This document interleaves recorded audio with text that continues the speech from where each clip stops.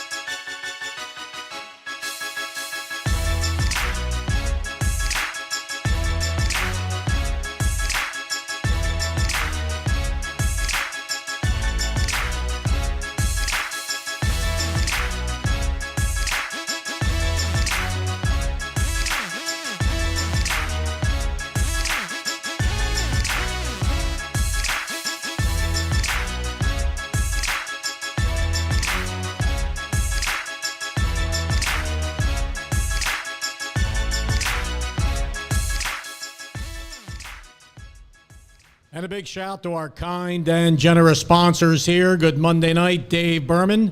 Another edition of Delco Sports 360. To my left, special guest, the pride of Delco. Went to Media High School, class of 1964. He's a historian.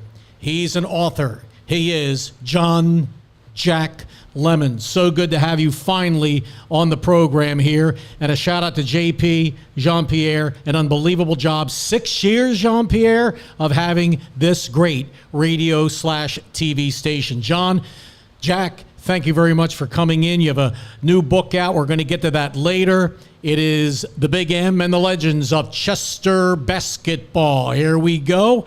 And thank you, Mr. Lemon, for joining us on the program. And let's get into your history here. I mean, born and bred in Delco. Thank you very much. It's an honor to be with you guys. Yes, I was born and raised in Media, Pennsylvania. My family came up from slavery and just before the beginning of the Civil War. So my family has been in media from 1860, continuously from 1860 to the present day. Unbelievable. My great-grandfather, whose picture is on the back of the book, was actually the first African-American to graduate from Media High School in 1887. He was a very forward-thinking person, and he became the first African-American attorney in Delco in 1891. So he established a high standard and benchmark for education for his children, his grandchildren, his great-grandchildren, and that's why I dedicated the book to him. So Media High School has been around for was around for quite some time. The last year, 65, 66. That is correct. Media High School started as a high school in 1880 or 1881. Its first graduating class was in 1882, and it had 2 students, 1 male and one female, and it functioned as a high school. There were 3 media high schools, by the way. I graduated from the last one, and I found out through research that my great uncle was one of the masons who laid the foundation for the 3rd Media High School, which is at State and Monroe Street. So we always had an impetus for working, serving the community, standing up for your rights, and playing sports and having fun along the way. Was media pretty much similar to the way it is today, the downtown with the trolley and all that stuff, as far as your research has? No, it's almost like night and day. First of all, the African American community in media is almost zilch. There's only 2 African American families who remain on North Olive Street, where we grew up. My brother and a daughter of one of my classmates, but the African American community in media is almost nil. Now, in South media, there are still more African American families, but unfortunately, the greatness of the athletes and the community and the village, as we call it, of media that once was, is gone. That's amazing. That's an amazing story right there. Now, South Media, when it comes to sports, their kids go to Wallingford Swarthmore School District. How is that the case? Now they do. They had a high school over for the south side of Media Borough called Nether Providence at one time. That's where I graduated from. Okay. Man, I'm old. 1976 grad. So Nether Providence opened for students in 1924. And Nether Providence and Media High School always had this really intense sports rivalry. Football, basketball, track and field, and then the best players from Nether Providence would come to Media Playground to play. Chester would come to Media Playground to play. Kids from West Philly, all through Delaware County. So Media Playground was one of the famous playgrounds where a lot of quality athletes played. That's amazing. And Pencrest is the high school now. When there was a period, even I think when you were playing, it was that they had Pencrest and Media High School. So Pencrest started maybe in the early 60s? They started with freshmen and sophomores in the late 50s, and then expanded to a 9 through 12 student population. And the final year for Media High School as a functioning high school was 1966, and then they merged with Pencrest High School. So at one time, we had 3 top quality high schools: Nether Providence, Media, and Pencrest. Some incredible battles. And Media and Chester had some battles on the football field. Absolutely. Chester had the first scholastic football team, fielded the first scholastic football team in 1888. Yes, I do have that. I have that on file. Okay. Media was second in 1889. So from 1889 to 1960, the Media Chester annual Thanksgiving football game was the highlight of the season. And it was packed at Chester, it was.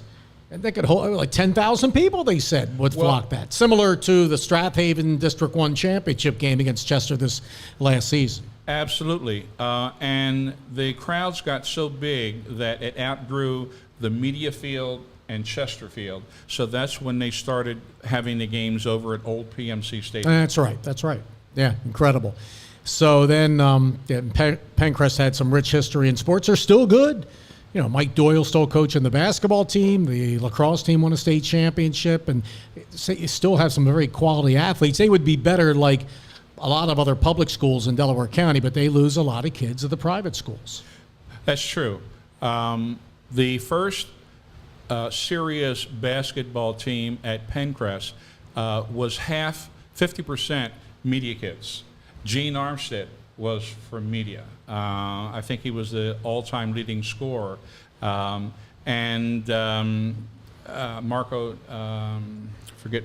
Marco Nijic, Wes, I'm losing it here. That's okay. But a lot of players on the team were actually Media kids, and they were absorbed in the Pencrest fabric. Guys went to Media state semifinals, 1969 boys basketball. and that was a tough loss to Steelton High Spire, who then lost to our old buddies from Farrell. So, yeah, we'll get more about Farrell a little bit later on, but Pencrest does very well. And congrats, I know you were very proud last year. The Media Little League team, the 11, 12-year-old group, all the way to Williamsport.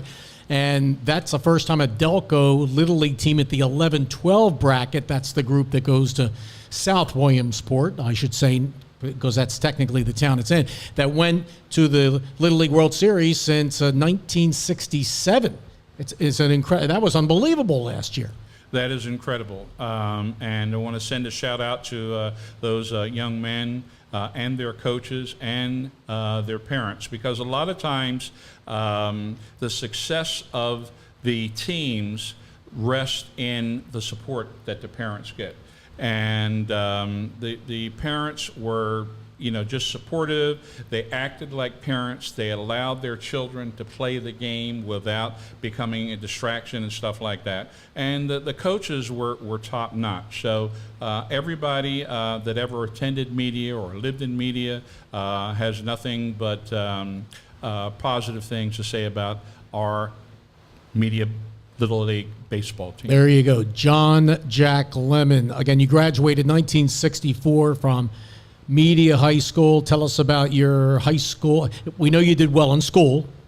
You're smart. I can just tell the way you talk. You're very articulate, calm. But your athletic career, you three-sport athlete. I was fortunate enough to play three sports at Media High School: football, basketball, and track. My first year in football, I actually was a tackle. Because I was bigger than a lot of the other kids, our ninth grade football team was made up of 7th, 8th, and ninth grade players. And some of the kids, I have a photo that I check out every now and then. Some of the kids looked so tiny. They looked like they were in 4th or 5th grade. But one thing about media kids were always tough-nosed. And if we lost the game or the match or whatever, we would go down fighting. And we developed a reputation over decades after decades of media sports in male and female sports of giving it your all. And many generations of kids who graduated from media had children who graduated from media, had grandchildren who graduated from media. So it was an intergenerational type of success story. So I played football, and I played basketball as well, and I ran track. And we had some very outstanding athletes. We had the great Larry Larson, who was just a freak of nature. He was about 6'3", 215-pound running back. And back in those days, that was almost unheard of. He was also state champion, a double state champion in sprints. We had Carl Somerville, who overcame TB as a young person to become a PIAA state champion in the 220-yard dash. Incredible. Unbelievable. And Larry was just, like I said, a phenomenon, And he played three sports, and you cannot imagine, Dave, the frustration that I had running against two state champions at practice for 4 years, But in hindsight, that improved my game and caused me to step up a little bit. So if I wasn't running against Larry and I wasn't running against Carl Somerville, I feared no one.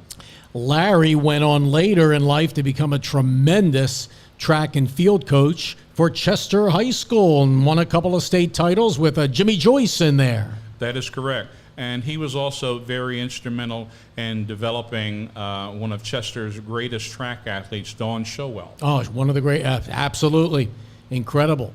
So, but I have some pictures. You were feisty football player and saw some basketball picture too. Your high school football coach, you played 2 years varsity, I believe? Yes. 62 and 63 that fall.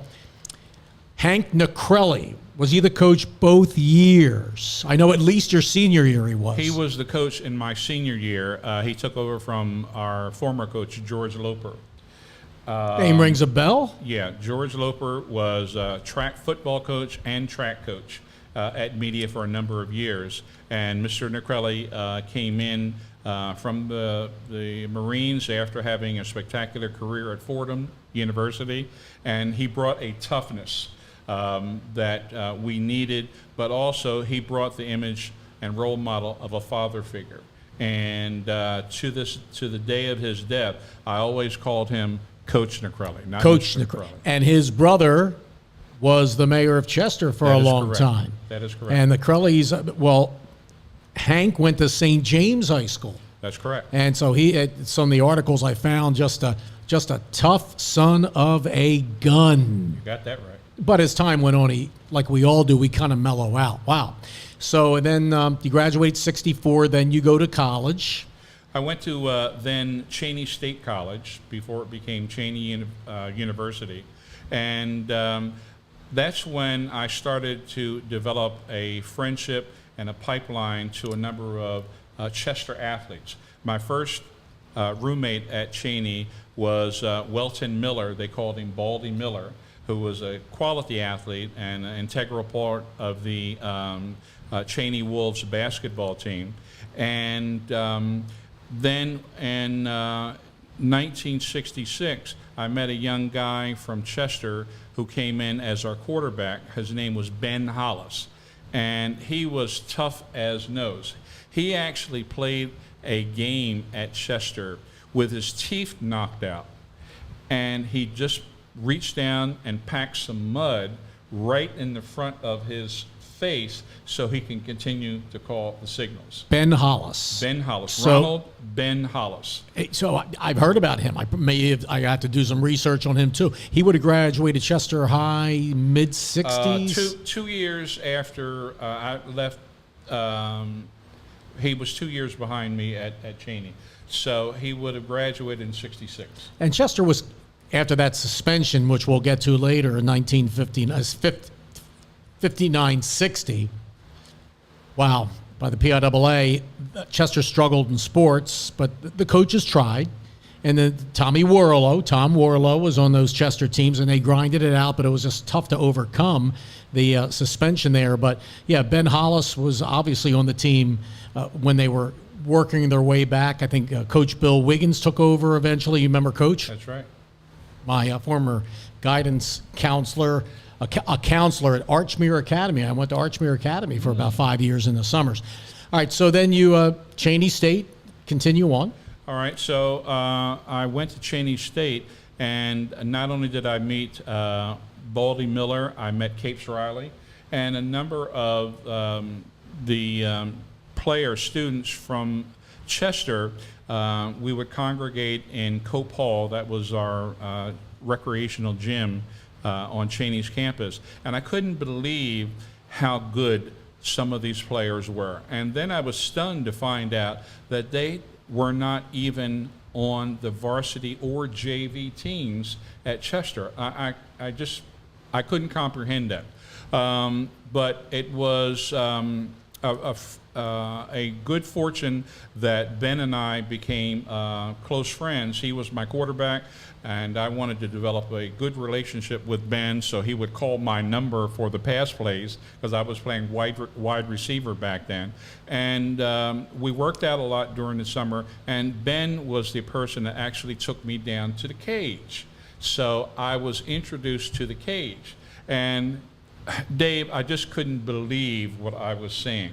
Mike Marshall, Ken Schamberger, Harry McLaughlin, just player after player after player who at that time could have started for Cheney State College. And at that time, we had an excellent coach, Coach Hal Blitman from Darby Colwyn. And he brought some of his Darby Colwyn players, Jim Reeler, he brought down, Harold, tall guy, Harold Booker. Harold Booker, he brought beast, down, and that was a real coup. And he brought 6'9", Dave Kennard down. And from the Chester players and the Darby Colin players, Cheney basketball just rose consistently to the top of the competition in the PSAC, Pennsylvania Athletic Commission. So, but Harry, Mike, and Schamberger, in my opinion, could have started for Coach Blitman at Cheney when they were still in high school. Yep, 65 state quarterfinals, lost to Steel High, 66 Shenley in the final, 67 Ambridge. We'll talk about that later on when we get to John's new book, The Big M and the Legends of Chester Basketball. Incredible. You met the Kirklands. Yes. Charles Kirkland and Wilbur Kirkland. And again, I just was mind-boggling that they tore up the Pennsylvania State Teachers Conference, State College Conference by storm. And again, they were two of the players that didn't play varsity basketball at Cheney.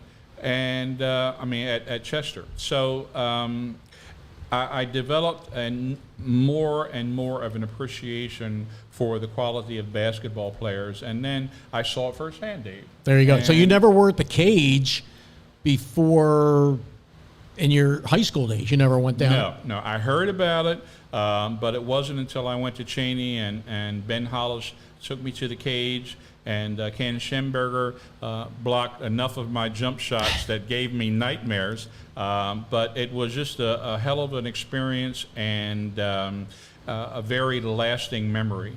And I started to interact with more and more Chester athletes and get the story of the great legacy of Chester basketball, and that helped me with my book. And I like your orange shirt here. There you go, Chester High and the black chain. I wanted to represent. Represent, as they say, and you're doing a great job of that. John Jack Lemon, author, historian. How did you get into being an author?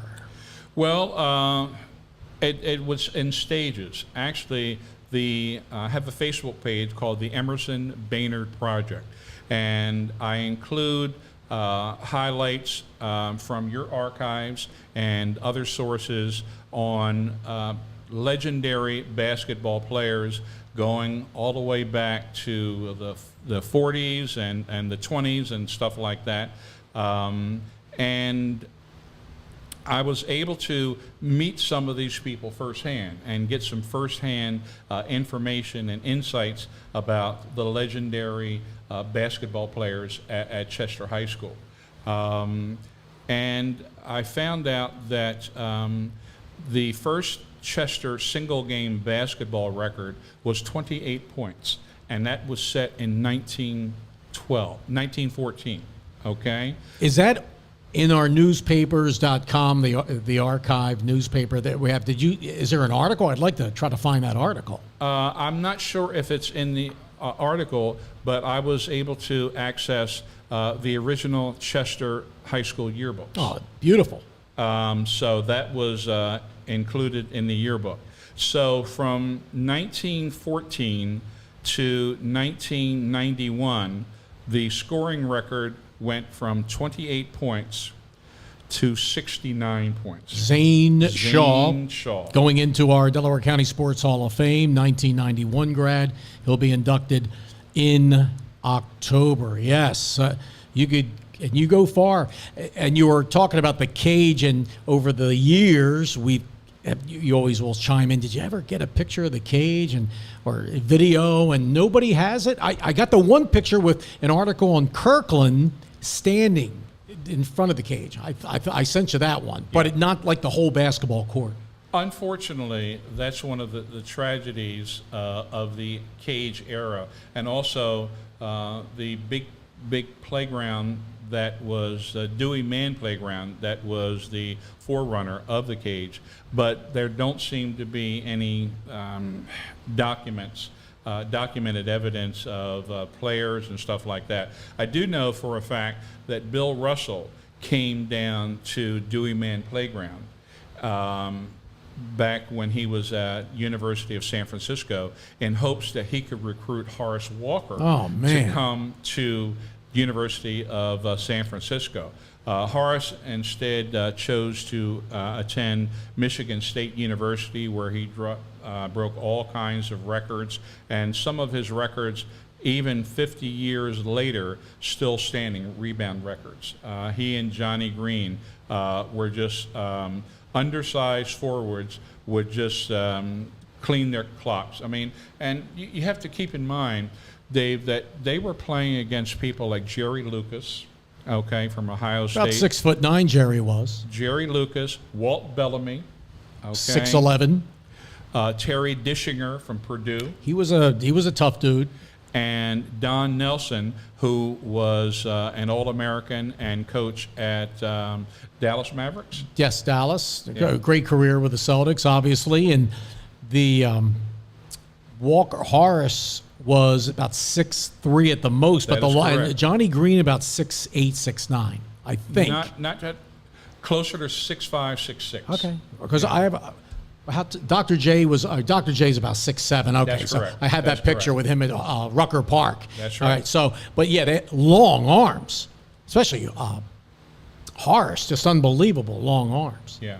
So those are the caliber of some of the players that came down to Dewey Man, and then also during the Cage followed Dewey Man as the place on the East Coast to play a pickup game. And there's a great story that Mr. Ed Gebhardt, the dean of sports writers, wrote about the day that Lou Alcindor, now Kareem Abdul-Jabbar, came down to Chester looking to play a game against this guy that he had heard about named Mike Marshall. Yes. Okay? I had that article. And everybody was trying to find Mike Marshall, and they scoured the countryside, and Mike Marshall, for whatever reason, was not available. They couldn't find him. So Ken Schamberger had to go up against Lou Alcindor, and Lou brought a couple of his collegiate friends, I think Sonny Dove, and I heard the other guy from Kansas City, the jump shooter, real smooth. I forget his name right now. Well, I have the art. It's actually, this article I have is a shorter article. Okay, it says it was July of 1966. Wow. Written by Ed Gebhardt. Lou Alcindor, the 7-foot freshman sensation at UCLA, was a surprise visitor to Chester last week. And like many basketball greats, he, before him, took time out for a pickup game at the Cage. In past years, Bill Russell of the Celtics, Wilt Chamberlain of the 76ers, Guy Rogers of the Warriors, Northeast Philly, played informal games at Chester there. There's Kenny Schamberger, who will be a senior at Chester High this season, played Alcindor man-to-man and did fairly well. Yeah. And then until Lou turned on the steam. And that's basically it. That's what I found. I don't know if you have a longer article or not, but maybe you have some hearsay to that also. Yeah, so I was able to get access to a lot of Mr. Gebhardt's archives and stuff like that, which I included in my book. And I also included in the book his handwritten notes of the night that Emerson scored 60 points. 60 points, and that was unbelievable. Now, Ketty Harris, longtime assistant coach for Chester, and I posted this article on Facebook in 2021. Ketty says, Sham goaltended one of Big Lou's shots and would not give up the ball. Mistake. Lou did his thing after that. That's correct. That's correct. So allegedly... And there's Sonny Dove. Ketty says, Sonny Dove, here he goes. Allegedly, Lou said, well, if that's the way it's going to be, I'm just going to dunk everything. Yeah. And that's when, like you said, he turned on the steam. But Wally Jones came down there. Kurt Frommel, who was an All-American at LaSalle, came down there. Big Jim Washington, All-American from Villanova, came down there. Everybody from anybody from Philly came down. I mean, people were coming from as far away as Pittsburgh to New York to Baltimore, and they wanted to get a game because Chester had such a high standard of quality basketball players. Everybody wanted to play against them. Also chiming in on that post, Paul Williams Jr., the son of the late, great Paul Williams, played for Chester. Paul says, I'm going to ask his uncle, Earl Aka Freeze Williams. So he said Earl played at the Cage a lot. Yes. Yeah. And he was good. He was good. So, yeah. Anybody with any kind of reputation came to Chester to go head-to-head against Chester's finest. Man, I'll tell you, yeah, Paul, young Paul Williams, yeah, he talks about it here. So, yeah, you lived it. You lived all that stuff, and it would be nice to have pictures, but you never know. Maybe down the road something will surface. John, Jack Lemon with us. The book, yeah, let's get into the book right here, and it's a beauty. The history, basically, about Emerson Baynard, the legends of Chester basketball, and first let's get into Emerson Baynard, who played 4 years as a varsity player for Chester High, which is unheard of. Rookie year 56, 57, and 58. 57, 58 was his rookie year. That's right. And 59, 60, 61. So, yeah, just Emerson Baynard. We have a lot of pictures, no video. Well, yeah, and I'm still hoping against hope that someone somehow will surface that 1959 game where Chester played against two All-Americans from Farrell, Willie Somerset, who became a legend in the ABA, and now Dr. Brian Generalovich, who was an All-American player, basketball player, and football player, by the way, at University of Pittsburgh. So Emerson was the first true freshman to start a basketball game in the first 100 years of Chester basketball. Absolutely incredible. Not many freshmen even make the Chester roster over to this day. It's very, very tough to make the roster as a ninth grader at Chester High. Absolutely. Now, there is some debate that Horace Walker was the first freshman to play varsity basketball. Now, that is true. But Horace was moved up to the varsity at the end of the season, okay? But Emerson Baynard was the first freshman, true freshman, to start a game at Chester High School.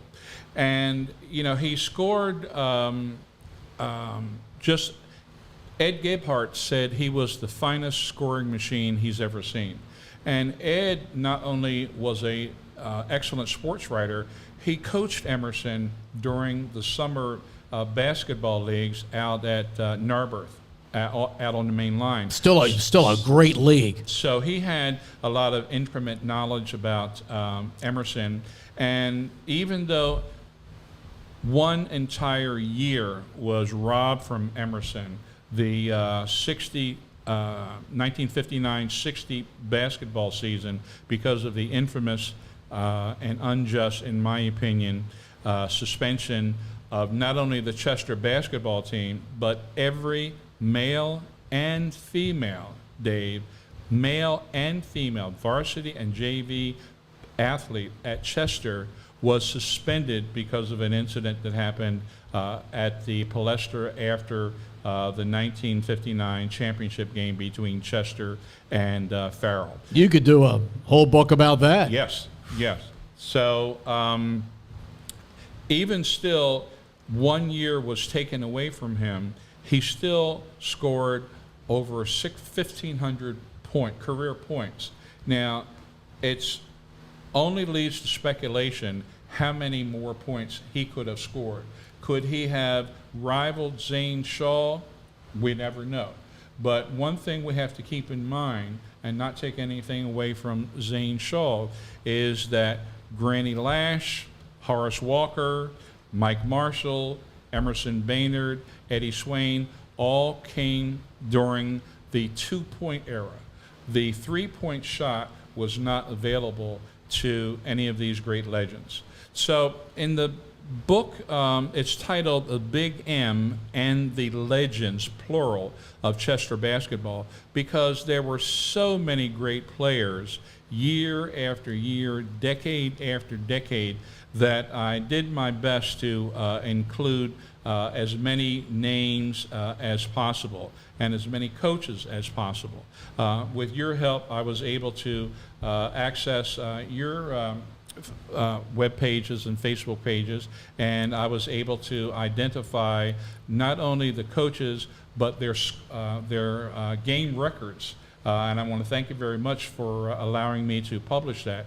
But it was just a basketball factory. And one of the things that made Chester so unique is they had many youth feeder programs. They had the boys club, they had leagues, they had the boys and girls club, they had the biddy league. So you get the cream of the cream of the cream going out for the 12 spots on the JV team and the 12 spots on the varsity team. And by no means, if you were on the varsity one year, that did not guarantee that you were going to be on the varsity the following year, with very rare exceptions, okay? And the competition was so tough that Bo Ryan, an alumni of Chester, actually told me that there were as many as 300 players trying out for 24 spots. It's unbelievable, isn't it? And more unbelievable, sometimes the tryouts for the managers got to be between 900 and 100 students just to be managers on the basketball team. And one thing that has stayed with Chester all these years, unbelievable Chester High cheerleaders. That's right. Unbelievable. That's right. I was able to research the first African-American cheerleaders at Chester. And I was also able to, even though my book concentrates on the male players, I was able to research and find the first African-American basketball player to play at Chester High School. Her name was Margaret Chink Loper, and she was in the class of 1930. So she was the first recorded African-American to play varsity basketball. Now, the first male player was Big Cecil Bond. Yes. Whose son actually played some years later with Horace Walker. So they were the first two documented varsity basketball players to play at Chester High School. Mr. Bond, do you know which year that was? I think Mr. Bond graduated. He was in Horace's class. So it would have been the early beginning of the 50s. Actually, the oldest living Chester High basketball player, 98 years young, Danny Barco, lives in Florida, and he played on those great teams, 1941-42. They were District 1. They went to the playoffs. Second Chester team to do that, lost to Lower Merion in the District 1 semifinals. Back then you had to win the district to go to the states. And then 1943, Danny's senior year, they lost in the District 1 finals to Lower Merion again. But Danny, it's actually his, you remember Paul Barco of Sun Valley, that's Danny's nephew. Brad, Danny's son, is my age, or maybe older, 67, but he has a couple of Brad has a couple of sons that are playing sports at Delco Christian High School, all right, in Newtown Square. One's going into 8th grade, the other in a 10th grade. So Danny Barco, oldest living Chester basketball player, class of 43, 98 years young, living down in Florida, has two grandsons playing for Delco Christian. How do you like that? I had the opportunity, or privilege really, to interview Mr. Barco for my book. And I have some of his pictures in the book. And also, in a strange coincidence, I had the infamy of holding his nephew, Paul Barco, to 36 points. Oh, holding Paul, yeah. The late great. I held him to 36, and he was just, he reminded me so much of the player from the Dallas Mavericks, the Slovenian player, Doncic. World champ, yeah. Okay, yeah. So he had that same type of release, and he was husky, and he was just a phenomenon. So my memories of him, like I said, I held him to 36 points, and we got blown out, but he was a phenomenal player. I got to find that article. I might have that. I don't know if you have it, but I can look for that, John. Cecil Bond. So you're talking in the 30s, in the 30s, because I know that there was 36. He was a class in 36. Class of 36. I have to look up more on Cecil. I know Danny Barco had. There was a couple of minority players, black players on Danny's teams in 42 and 43. I was looking for the pictures of those teams in there. I know they're in somewhere, but anyway, yeah. So it's amazing the unity that Chester had back then until to this day. I mean, it's we try to keep a unified community here. We need to all get along, and it's very important to have people like you that are promoting unity.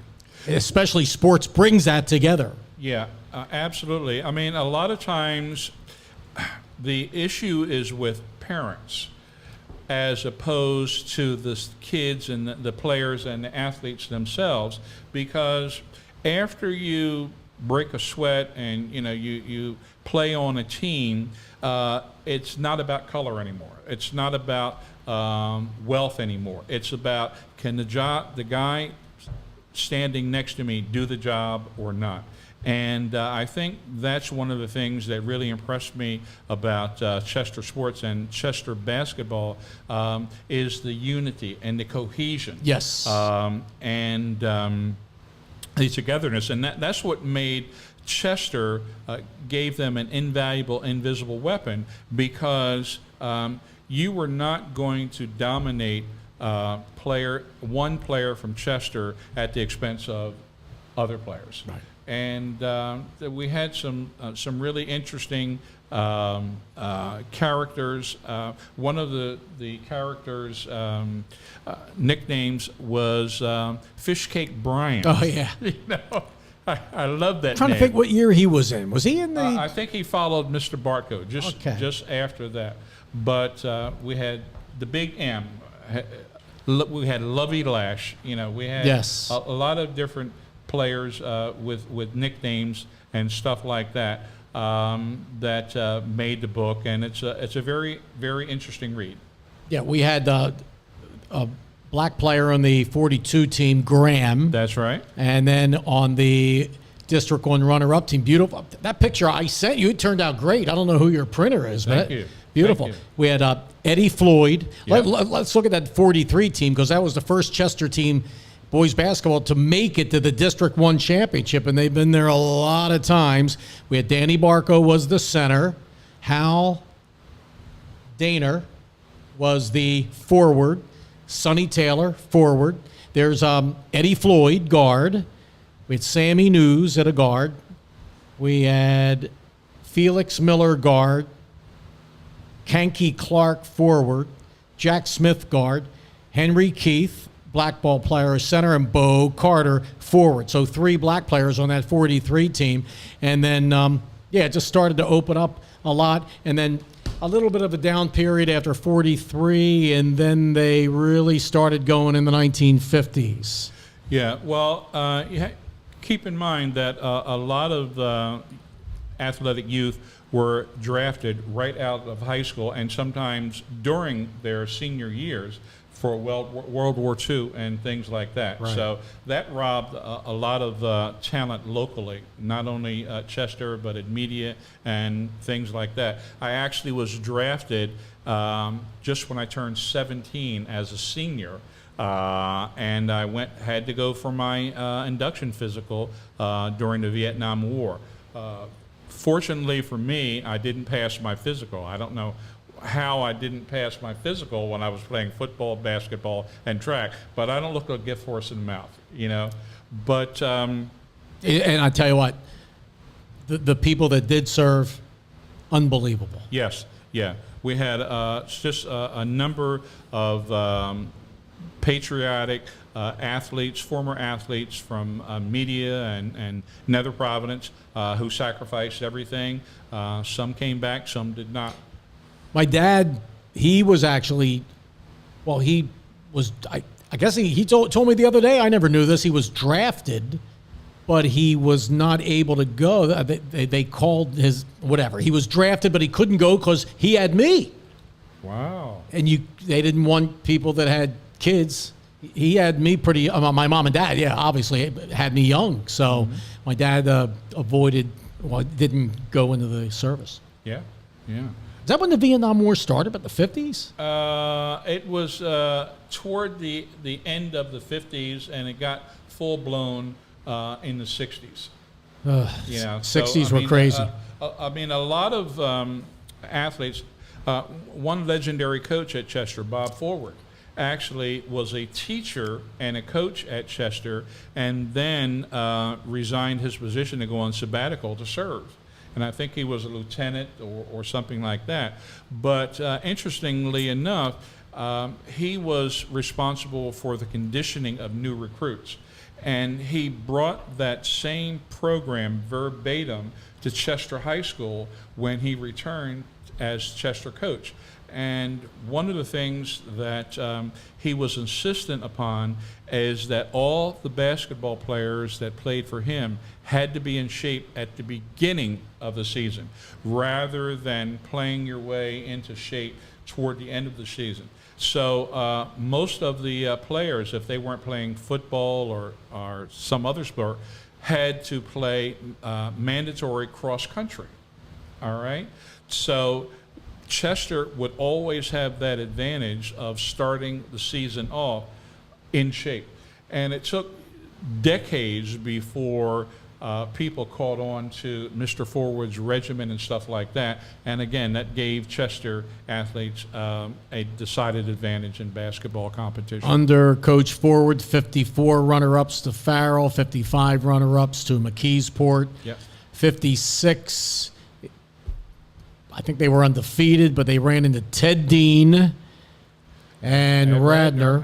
And Ted went on to help the Eagles game-winning touchdown, our world championship in 1960. That's right. And then they got knocked out, I think, the state semifinal. Yeah, so Chester lost to them in the District 1 championship in 56, and back then you had to win the District 1 championship to go to the states. 57, runner-ups to Sharon.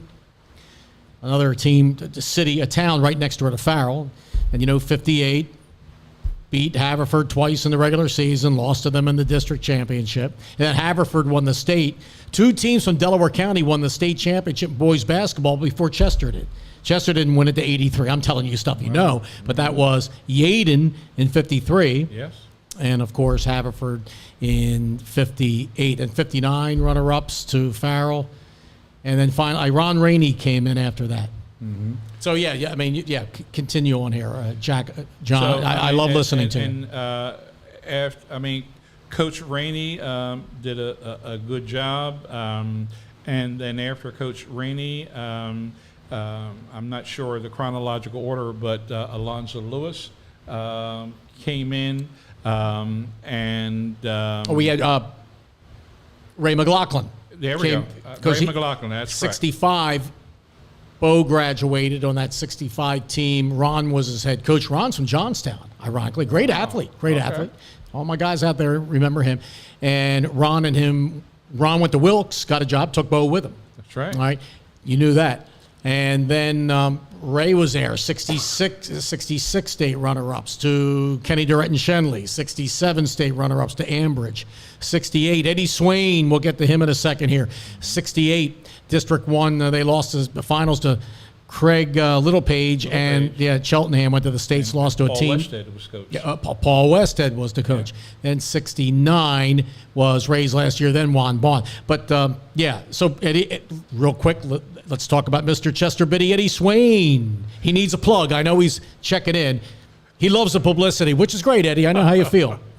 Good. Well, to go back a little bit further, like I said, it was very fortuitous that I met Sam Ferrante. when he did his student teaching at Media High School. And he was telling me about this guy, Eddie Swain. Eddie Swain was just a terrific athlete. He called him Mr. Unguardable. And I took personal offense to that because I thought I was a defensive stopper. But after I saw Eddie at Cheney, I just, Mr. Ferrante, you know what you're talking about.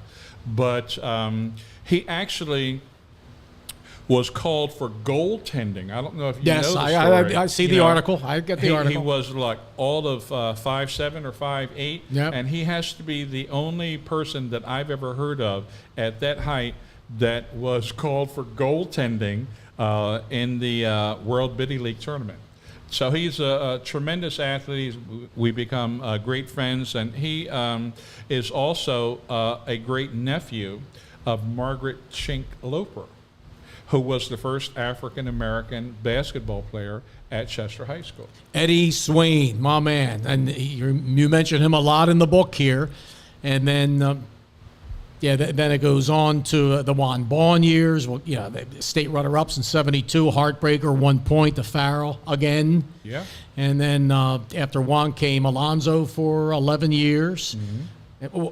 No, after Juan came, my bad, Cliff Wilson for 11 years. Finally won a state championship in 83. Yes. Okay. And Cliff was a no-nonsense coach. If you wanted to play, you had to prove yourself in the classroom first and then on the court. Cliff was not going to have any of this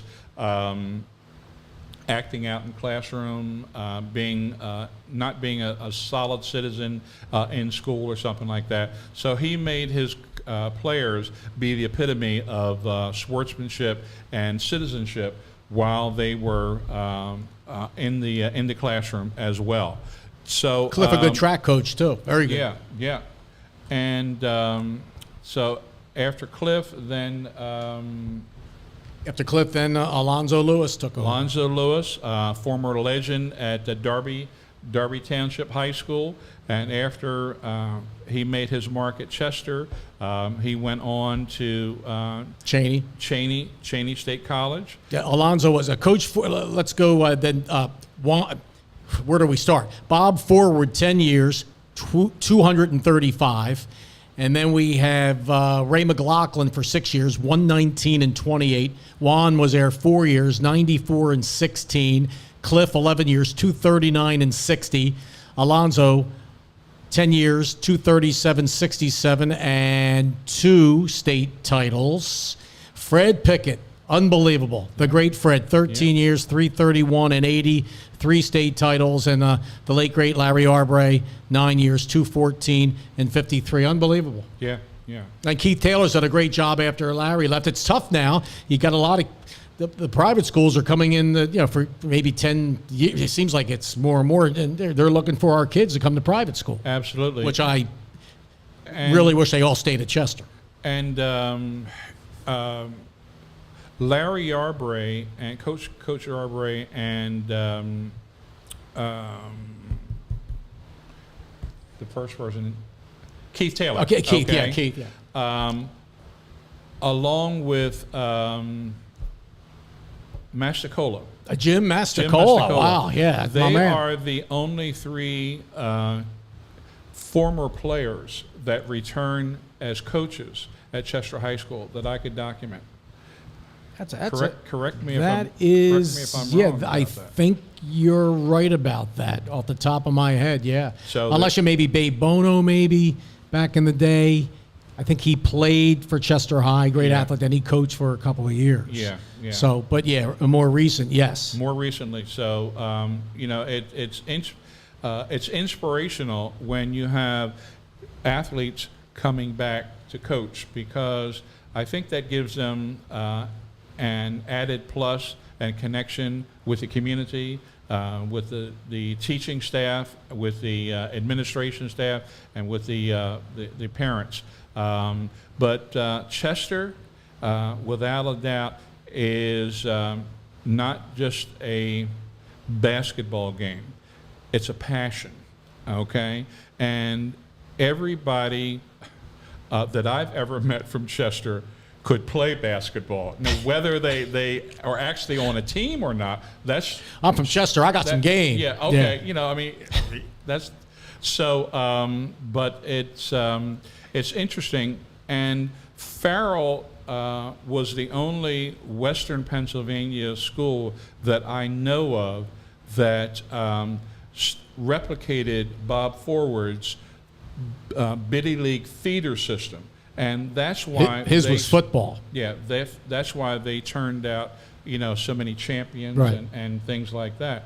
But Chester stands alone in Eastern basketball, scholastic basketball history as being one of the finest programs in Pennsylvania history. PIAA Public League, public school, 8 state titles, and 1 ahead of Lower Merion still, and then, of course, 10 PIAA state runner-ups. We could go on and on and on, but how can people get this great book, John? Okay, one of 2 ways. You can either go to my Facebook page, the Emerson Baynard Project, and communicate with me through there, or you can copy down, get a pencil, copy down my email address, all lowercase, JCLEMON, the number 2, at yahoo.com, jclemon2 at yahoo.com. And you can either purchase the book by mail. The books are $25. They were marked down from $35 because I wanted to make sure as many people in the community had access to this information. And I want to take this opportunity, Dave, to thank you so much, because this book would not have been successful without access to the Dave Burman archive. So I want to thank you very much for that. You're making me blush. My wife can't believe it. She thinks I'm so cocky or whatever. I'm sorry, honey. But anyway, yeah, thank you. That is a labor of love. Yeah. So you can, and then I go down to the Chester Crozier Library on occasion, so I could meet somebody there. And I've done 2 book signings so far. And my next book signing will probably be about October 1st at the Crozier Chester Library at 6th and Engel. And you'll get information about that. But, you know, I feel fortunate that, like I said, I dedicated this book to my great-grandfather. And my brother is also a noted author. Dr. Sam Lemon is a retired professor at Newman University, and he's written some outstanding books and stuff like that. You can find him on YouTube and things like that. But we take pride in being one of the very few brother tandems in Delco history that are also published authors. So look him up on Facebook. Dr. Sam Lemon. And also John Jack Lemon here. Yeah. Thank you very much. John Pierre, thank you very much. Thank you. Appreciate it, and we'll keep in touch. Please do. All right, there he is, Mr. Lemon, another edition of Delco Sports 360. I'm Dave Burman. Again, JP, thank you. And John Lemon, it was a pleasure. Thank you very much. Thank you. All right, and we will see you next time.